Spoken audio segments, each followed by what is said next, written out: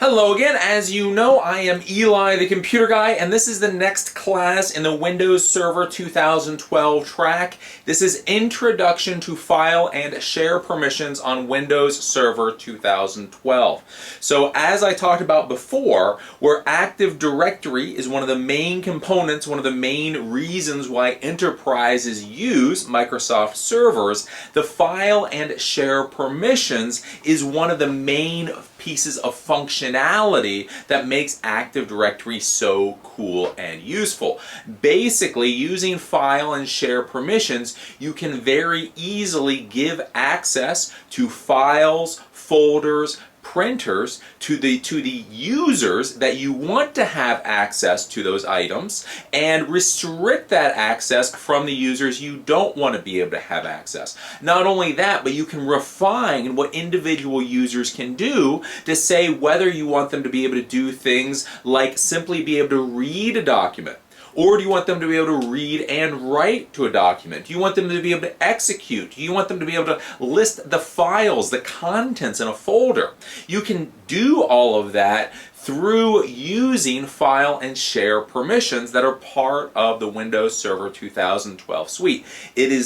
This is kind of like one of those, again, the cornerstone things you're going to find in enterprise environments. So again, whether you're a Linux fanboy or a Mac fanboy, even if you completely and utterly hate Microsoft, you hate Windows, this is something you should know, because you are going to run into it in the real world. And if you can't run into it in the real, or if you can't deal with it in the real world, well, you're probably not going to be working unless you work in a very specialized Linux or Unix environment. Now with this class, again, as I've talked about, I have a number of Server 2012 books that I use in order to create these classes so that I can do my own research. This is one of those classes, again, that you need to go out and you need to buy a Windows Server 2012 book. Again, I like Windows Server 2012 Unleashed by SAMS. SAMS is a very good company. Whatever you do, though, go out and buy a book, especially once you get into dealing with these permissions,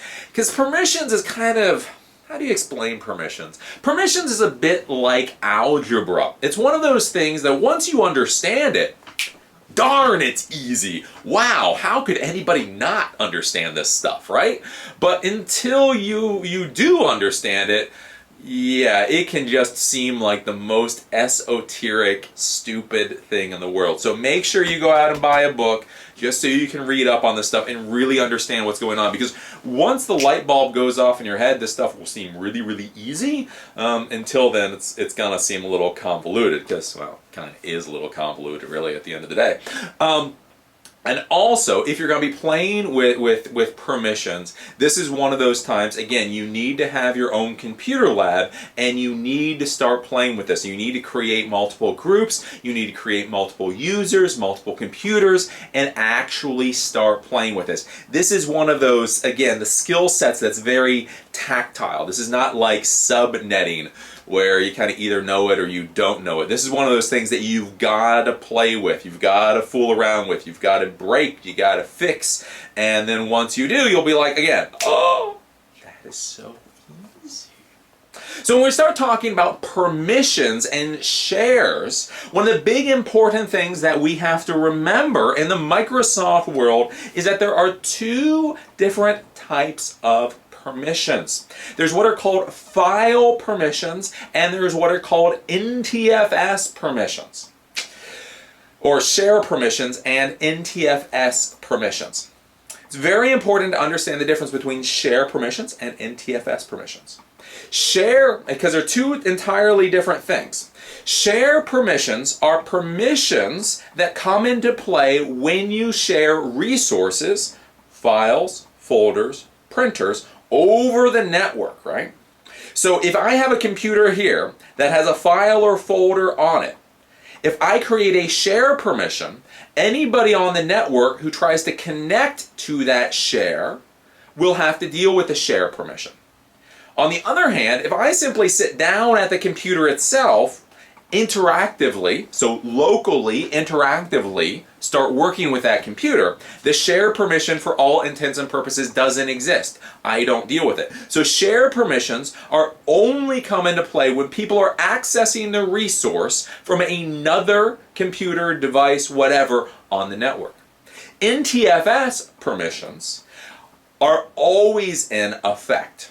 So basically, if you try to access the file, folder, resource over the network, the permissions will be in effect. And if you sit down locally at the computer, the permissions will be in effect. So that's the first thing to realize. And there are two separate sets of permissions. There's share permissions, and then there are NTFS permissions. And they are two separate things that kind of meet and do a whole bunch of messy, ugly, nasty stuff.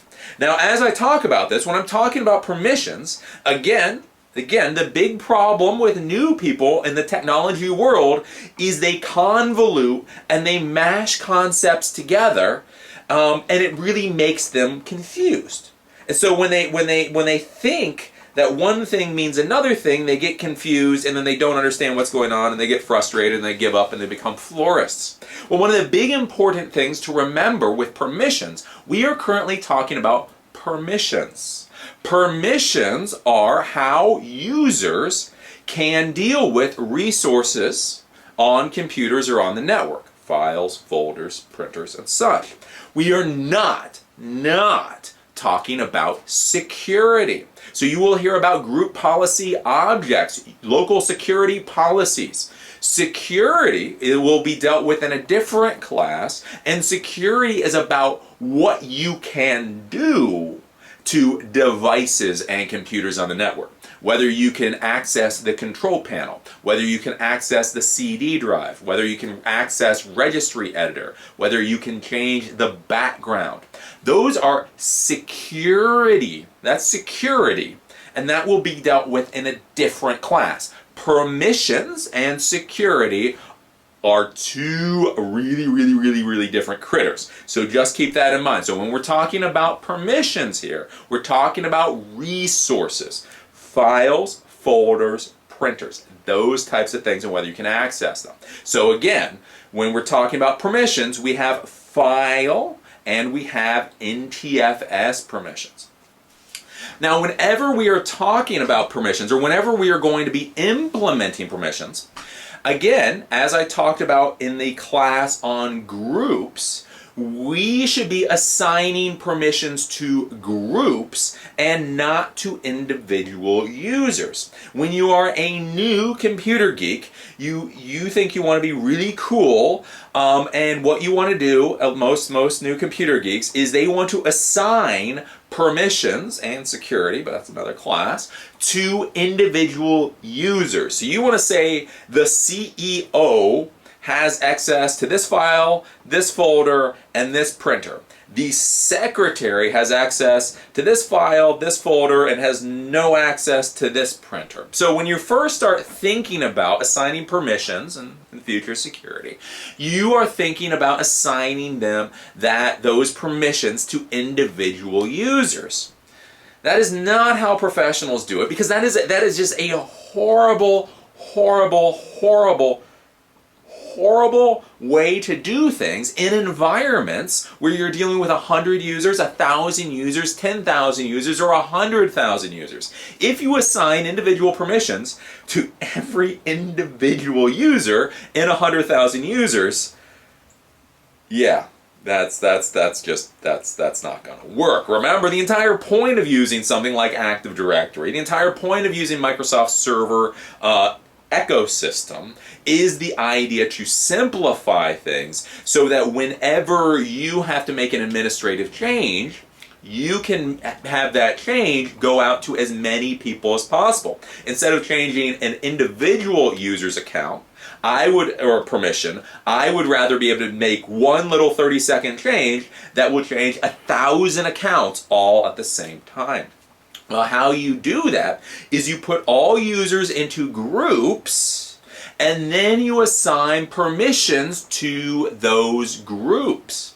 So if you have a marketing group, you decide what files and folders and files, folders, and printers that marketing group should be able to access, and then you give the marketing group permissions to those files and folders. The accounting group decide what resources they need access to, and then give them permission to those resources. The executive group, the C-level group, figure out what they need access to and assign permissions based on that. So you want to always, almost always, 99.99999% of the time, be assigning permissions to groups, not to individual users. Very important to remember in the real world, even if it's a group of one. A group of one is a better idea than assigning individual permissions to a specific user. Because again, that user may be on a certain project. Right now they're the only person on the project, but then 3 months from now they get 5 employees. If you've assigned individual permissions to that user, now it's kind of a mess. Whereas if you put that user into a group of one, they hire 5 employees to get brought into that unit, you can now just dump those users into that group, and now they have the exact same permissions. So now the question becomes, well, if we're dumping all these users into groups and we're giving permissions to groups, what happens when one user is a member of multiple groups? So you have the bookkeeper, the accounting guy, the person that's there, and let's say they also have a function in the marketing department, so they are a member of the accounting group and the marketing group. What happens then to the permissions? Well, as you give permissions, you give the permission to use resources to these different groups. So you allow them the ability to read, the ability to write, the ability to list contents, all of those things. The ability, basically, it's cumulative. So if you give the marketing department read permission to a folder, and you give the bookkeeping department write permission to a folder, and you have a user that is both bookkeeping and marketing, it is cumulative, and therefore they will get read and write permission to that resource. So it's very important to remember that as you put people into multiple groups, their access becomes cumulative for whatever permissions you have given to that file, folder, or resource. The only time this is not the case is if you do the deny permission. So if you explicitly want to deny a certain group from seeing something, if you check off, as I will show you in a minute, the deny, then they will never be able to get that access to the file or folder until you change the setting. So you want to always put users into groups. Group permissions are cumulative to the better unless you do deny. Now the final thing before we start going over to the computer is that there is something called the owner of a resource. Basically, generally the owner of a folder. So the owner of a folder can assign permissions to other users. So by default, whenever you create a folder, you are the owner, or whoever created that folder is the owner. And so by default, they can give access to other people. So they can say, one person has full control, or one group has full control, and one group only has read permission. They're the ones that can assign that. Now, if you are an administrator, this may become a problem because you go in, you need to give somebody else access to a folder, but a different user created the folder, so they're the ones that are able to give permissions. What you can do is you can take ownership of the folders. It's called taking ownership. So you as the administrator, you have the rights to take ownership of folders. You can take ownership of the folder, and then you can assign other groups permissions to use the folder and the files and the resources internally. So that is what ownership is. So these are some of the things that you need to be thinking about. So we talked about, so we've got NTFS permissions and we've got share permissions. Now the important thing, basically share permissions, you don't need to think about share permissions a lot, or you shouldn't think about share permissions a lot. Mainly, you want to be dealing with NTFS permissions. So whenever you want to be restricting users or giving users access to files, folders, resources, you want to be using NTFS permissions. But you've got these share permissions that are sitting there. So you're thinking, Eli, what do we do with these share permissions? Well, the first thing that you do with the share permissions is by assigning the share permissions. This is what actually shares the file, folder, or resource out to the network. So if you give a file, folder, resource, NTFS permissions only, nobody else from the network will be able to access it because it hasn't been shared. The very act of giving share permissions to a folder or resource is what actually shares it on the network. So if you only give NTFS permissions, then if somebody sits down interactively at the computer, then those permissions will be in effect. But if somebody is at a different computer on the network, that folder or resource won't be shared, and therefore they won't be able to access it. So essentially, all you're going to be doing with the share permission is you are going to use it to share a file, folder, or resource over the network. And then what I would say to make your life easier is give everyone, the group, the permission to read and write to the folder. So if you give everyone the read-write permission to the folder, then you are not going to run into conflicts between share permissions and NTFS permissions. Because basically, if you restrict access using the share permissions, that will affect how users are able to access the files and folders and resources. So again, this gets a little complicated. Gets a little convoluted. Gets a lot of convoluted. If you're a little lost, make sure you buy the book or maybe watch this video a couple times. But basically, in general, you use a share permissions to share out the file, folder, or resource. Then you give everyone, the everyone group, the ability to read, write into that folder or resource that you've shared out. Then past that, you're only going to be using NTFS permissions in order to actually give people access or restrict access to those resources. So with that, let's go over to the computer now so I can start explaining this stuff to you guys, just so your eyes don't glaze over as you think, Eli, oh my golly, what the hell are you talking about? Okay, so here we are. We are back at my Windows Server 2012 box. So this is the one we've been using for a while. It's the etcg.com domain. So basically, it's exactly the same box I've been showing you guys for a couple classes now. And this is sitting on my virtual box within my really powerful computer. So this is a virtual machine, but this is the 2012 server.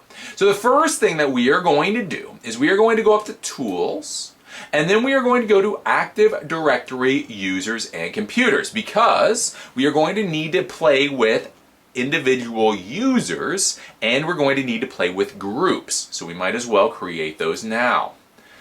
So basically, for this little lab, I have already created all of these things, just so you don't have to watch me slog through this stuff. But basically, I have created a test user account. So this guy's username is test user, and I've created a user2 account. So these are just two individual users. Then what I've done is I've created a group called employees. We double click on this, we can see the members of the group are test user and user2. So I created those two users, created a group called employees, and put them both into it. But then to show you how the deny works, I also created a group called bad. And if you look in here, you will see the member of the group is user2. So this may be like, if you're looking at a company, let's say this is an employee that you're thinking about firing. This is somebody who maybe they did something wrong and they're under investigation. So they have not been fired yet. On the other hand, you don't want them to get really mad and go in and just start deleting stuff willy-nilly because they hate you because they're under investigation. So they're not fired, so you don't delete the account or disable the account. They still exist, but you want to be able to restrict them from being able to access certain files and folders. So I have created the user 2. Now again, imagine if you work for a really nasty company, what you can do is you can add just a ton of different users to this bad group. So if you had 20 people under investigation, you could add 20 people to this group. So we've created test user, user 2, employees, and bad. So those are the users and groups we've created, and we do that in Active Directory users and computers. Now what we're going to do is we're going to go to File Explorer, and we are going to go to Computer, and then we are going to go to our C drive. Now basically, whenever you're sharing out folders off of a server such as a file server, most of us consider it best practice to share the folder from the root directory. Now if you created different partitions on the server, you may have a file share partition, and that's where you would share the folder out from. But for me, generally, I find it's just easiest to share from the root, just right up here in the C drive. So I have created a folder called Share. Then what I did was I shared this folder out. So if I right click, I can go down to Properties. And first what we're looking at here is sharing. So what we can see is that I have shared this this particular folder. So it says server share. So if I click on the share, we can see that everyone has read-write permission. So this has already been shared, so I'll do cancel. So what you would do is if you would create a folder, you would come here, you would click share, you would type in everyone, you would add it, and then you would give them the read-write permission. So that is what will actually share this thing out over the network. So once we have done that, then what we can do is we can go into the folder, and we can see that I've created two different folders in here. Now these are protected by NTFS permissions. So that first one is the share out. These are now protected by NTFS permissions. So if I right click on private, I can go to Properties. Now I'm going to go to Security. And what we can see here is that different groups or users have been given access to this particular folder. So what I can do is I can go here to Edit, just so I can show you. So System has full control, has all access to the files and folders in here. That's what we want. Now what we've done is we've said employees, anybody in the employees group has full control of the folder. This means they can add folders, they can rename folders, they can delete files, they can do whatever they want. On the other hand, anybody in the bad group, we want to deny all permissions because they're bad, bad, bad, bad, bad. And then we have the administrator, and then we have the administrators group. But the big one that we're dealing with, so system, administrator, and administrators, you basically just leave the same. What we've done is we've come in here and we've said employees, anybody in that employees group has full control. Anybody in the bad group is completely denied. So that's the first thing that we do. So that's where you actually give the permissions to the groups on whether you want them to be able to access the folder and its contents or not. The other thing is we can go to the Advanced tab. So this is an important one to go to. And here under the Advanced tab is where we have the ownership. So I talked about the ownership before. So as we can see, the owner of this particular folder is the administrators group, ETCG administrators. So if this was owned by a different user and we wanted to take ownership of it as administrators, we could click on the change, and then we could change who the owner of this folder is. Now, the ability to take ownership of a file or folder is a security policy. So basically, administrators are allowed to take ownership of files and folders willy-nilly, whereas average users are not. So then we can see, as we've seen, so bad is deny, system is allow, administrator, employee. So this is basically like what we were seeing before. Now the one thing down here that you should take into account, you should look at, is this inheritance. So this little button here will either say enable inheritance or disable inheritance. It's very important that you understand what inheritance is. So when we're talking about inheritance, what we're talking about when we're talking about inheritance is that the files or folders within a folder will take on the same permissions of the parent folder. So the parent folder, you assign whatever, permissions to the resources, the files and folders that are inside of it. Then the question is do the child resources, the child files and folders, what permissions are assigned to them? By default, they inherit all the permissions that you assigned to the parent. Most of the time, 90% of the time, you want the files or folders to inherit the permissions from the parent.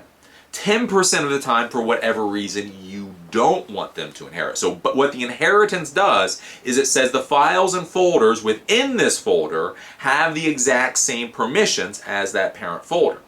So that's something to keep in mind. Again, play with it. If you're sitting there going like, Eli, that's why you play with it. That's why you sit here for a day and you futz with permissions, and by the end of the day, it will seem very easy. I know, permissions is just one of those horrible, evil, just convoluted, nasty things, right?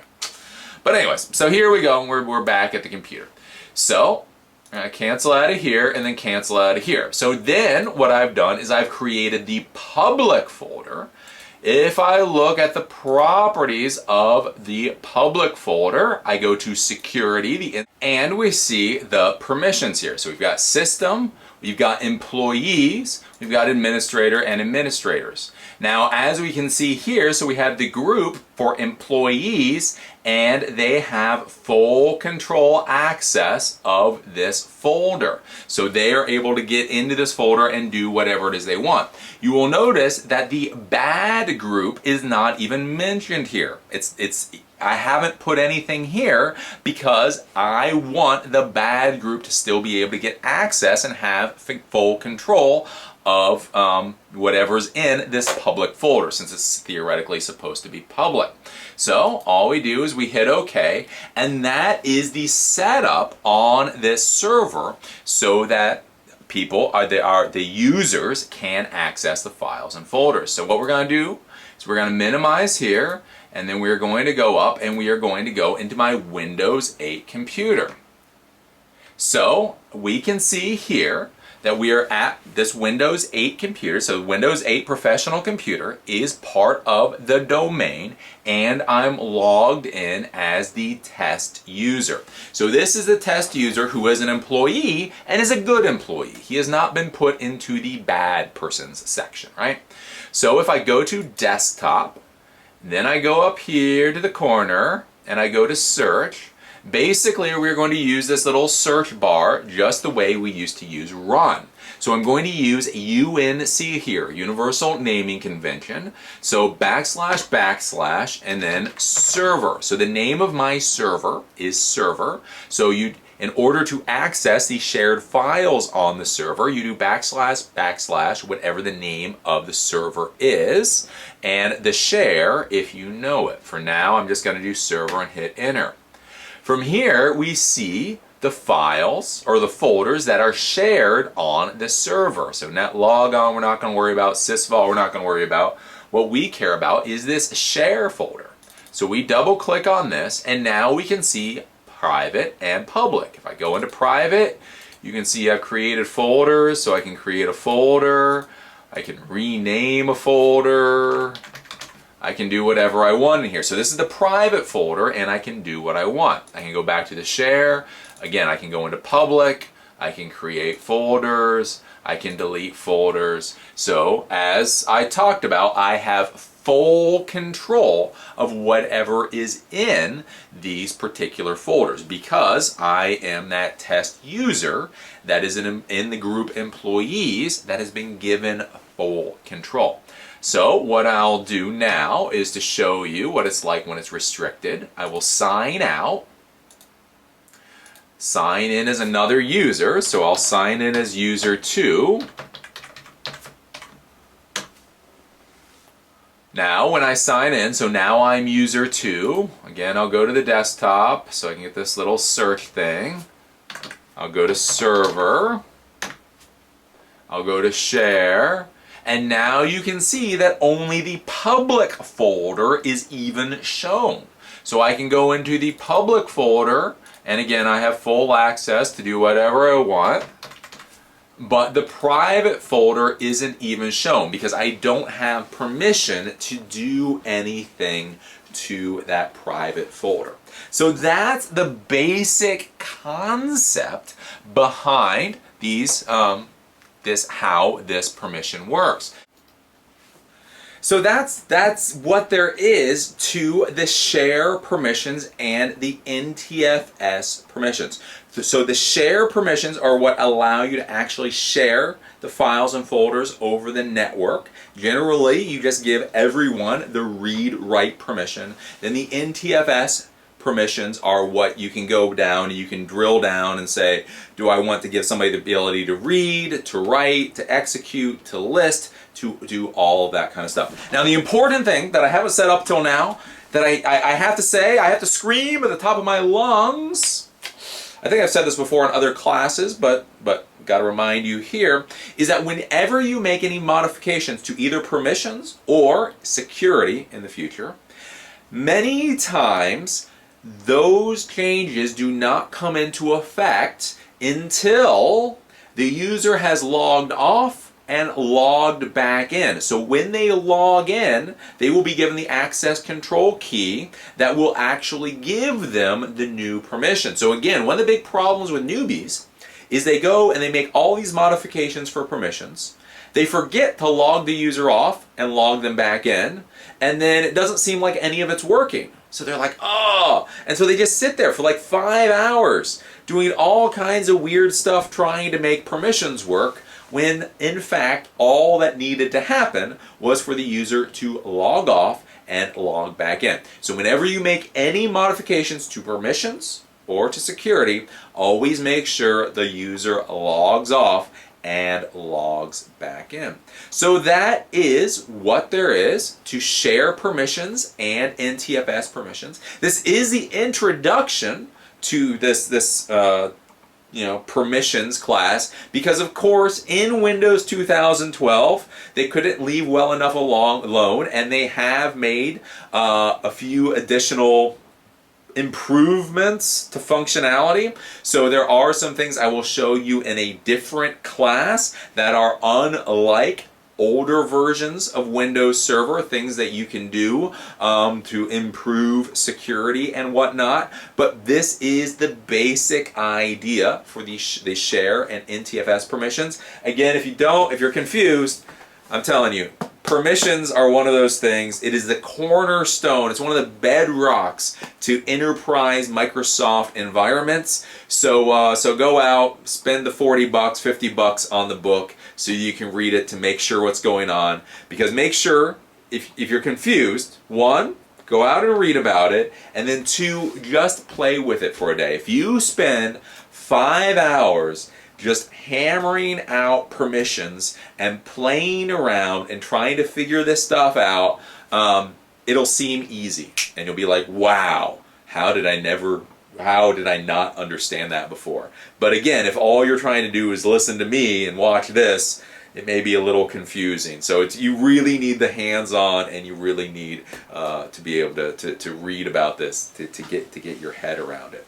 So that's it. Again, don't confuse permissions with security. Permissions and security are two different things. And within permissions, there's the share permission, and then there are the NTFS permissions. Again, two different things that do kind of come together every once in a while and make a little bit of a mess. I would argue with the share permissions, simply share the folder out, share it so that the everyone group can have the read-write permission to the folder, and then from there use NTFS permissions for the underlying files and folders for the really refined security. Remember that owners of the folder are able to to change permissions for other users to be able to access that resource. And remember the inheritance. So inheritance, 90% of the time, is going to be a very good thing. So the files and folders will inherit the same permissions as the parent folder has. 10% of the time, this is absolutely not what you want to have happen, and so you have to make sure to disable inheritance and then go from there. Again, play with it. Once you play with it, it'll be very easy. So, as you know, I am Eli the Computer Guy. This was Introduction to File and Share Permissions on Windows Server 2012. As always, I enjoy teaching this class and look forward to seeing you at the next one.